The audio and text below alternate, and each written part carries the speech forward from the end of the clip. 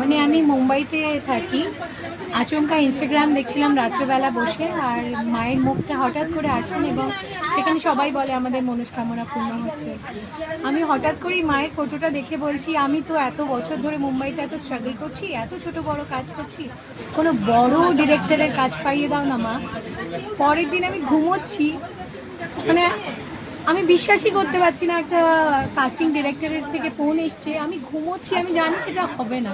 হ্যাঁ হ্যাঁ হ্যাঁ ঠিক আছে ম্যাম ভেজ दूंगी।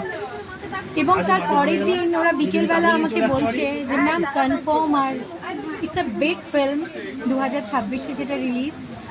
আমি মায়ের মুখের দিকে তাকিয়ে আবার ফটোটা বার করে ইনস্টাগ্রামের ওই ভিডিওটা দেখে মাকে বললাম, তুমি কি সত্যি শুনলে কথাটা?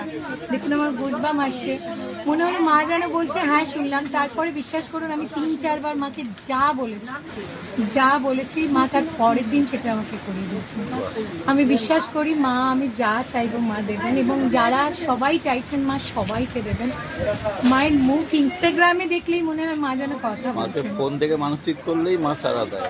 আমি মাকে ফোন থেকে রাত্রেবেলা শুয়েছি, সকালবেলা কোনো ক্লু নেই, সেই কাস্টিং ডিরেক্টর আমাকে ফোন করতে পারে না। আমি এত বড় একটা ডিরেক্টরের ফিল্ম করছি যে আমি নিজেই বিশ্বাস করতে পারিনি। মায়ের ফটো দেখতে বলছি, মা আমি সত্যি তুমি দিলে এই ফিল্মটা? মা থ্যাংক ইউ মা, থ্যাংক ইউ। জয় মা, মা গো সত্যি চমৎকার।